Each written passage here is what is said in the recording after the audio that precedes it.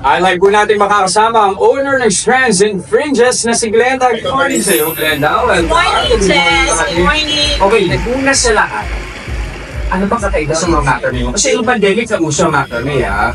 Bumalik, tapos mas naging popular, mas nakilala. Pero ikaw, ano ang kakaiba sa Strands and Fringes?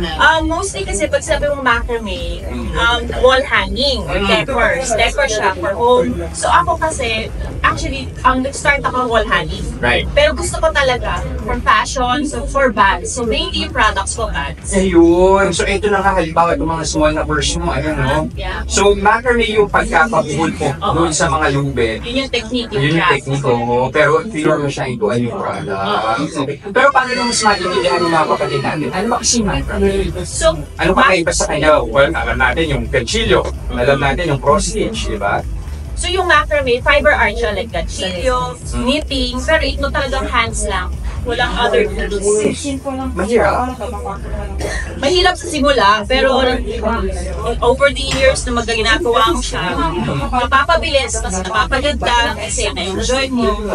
Okay, bago natin isa-isa yung mga produkto mo, ang interesado ko sa kwento mo, dati kang empleyado, Glenda. Meron ka parang stable na trabaho.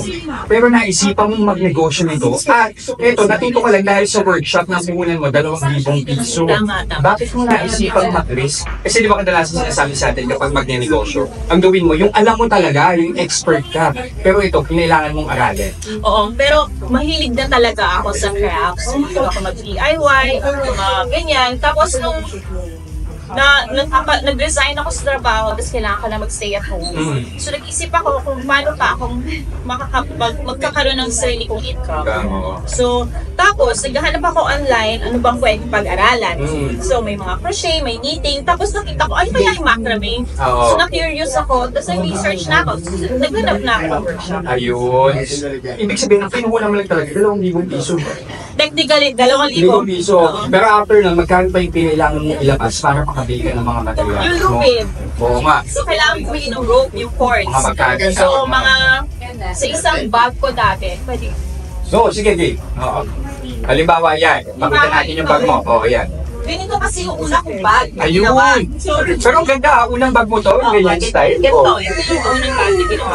Oo. So, gawa siya sa cords na cotton. So, nabibili to bulto-bulto sa Divisoria. Divisoria, kahit pwede, ibig sabihin makakamura ka pag bumili ka ng maramihan. So, mga 180 to 200, Ayan. bulto yun. So, mga 1 kilo, mataas, ganyan. Ngayon, gano'ng karaming produkto na nabibenta mo? Marami. Iba-iba kasi may bags, meron pa akong mga decorative items. Yes. May pwede rin ako ng ng mga Damit? clothing, Pwede. accents. Okay, meron akong kapatid dito, nakita ko, kumuha na ng bag. Ayan na. Ayan siya, sinama ko. Ano masasabi mo dun sa bag? Like it? Pakita natin yung bag na Sobrang ayan, ganda ha. Okay, una sa lahat, ang ganda po ng kanyang quality. Kapal siya. Ay, yung alam mo, hindi siya masisira agad or mabubultas. Tapos actually, bagay siya sa outfit ko for today. Kasi to, Jess, kung particular style ito, pwede mo rin siyang i-body bag. Ayun. Lalo na kasi syempre, lalo pag yung mga nagko-commute, diba? Gusto mo safe yung bag mo. And it's the perfect length. Pagkain Para sa akin. yung gamit-gamit ni Maui niya. So yung price ranges ng bags, depende kasi customizable. So kung gusto mo siyang palakihin, gusto mo siyang paliitin, the same design. Ito, mga ganyan, mga nasa 2 to 2.5. Perfect na. Oo, Miss Leda, question, pwede siyang laban? Pwede, pwede siyang labhan, pero hindi siya pwedeng washing machine. So, Handwash handwash na. Actually, Babad lang. babad mo lang siya, Okay. tapos press, ganyan. Tapos Tapos, papilin mo pag yung mo, hindi pwede sa arawan. Ay, hindi pa sa arawan. Dapat sa indoor lang. Ano mangyari pag makatumupas? Okay. Para ma-preserve yung color niya. Ang ganda ng... Oy, magandang advice, magandang advice. Pero ito, dahil panahon na ng Pasko, ito na, gumagawa na rin si Glenda ng mga Christmas decor. Makita nga natin, Glenda. Ayan, no? Ayan. Ito, set ito. Ang tawag dito ay banderitas. Mga ornaments. Oo, ornaments. So, ayan. Ang ganda.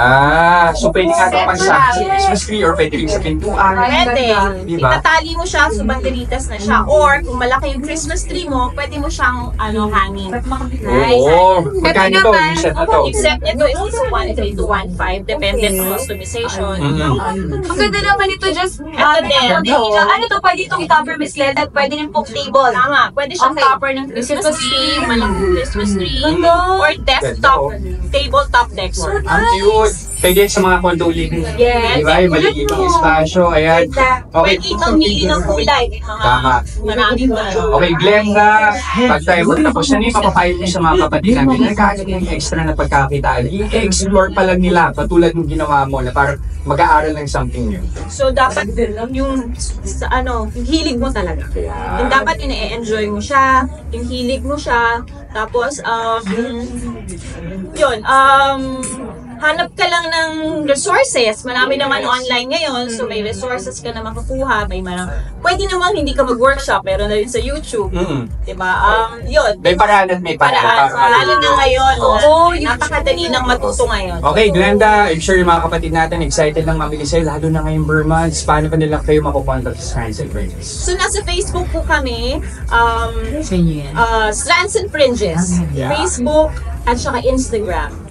Tapos, kung via mobile naman, contact number po ay 0917-899-0917. Ayan, maraming salamat ulit, Glenda. Thank you, Strands and Glenda.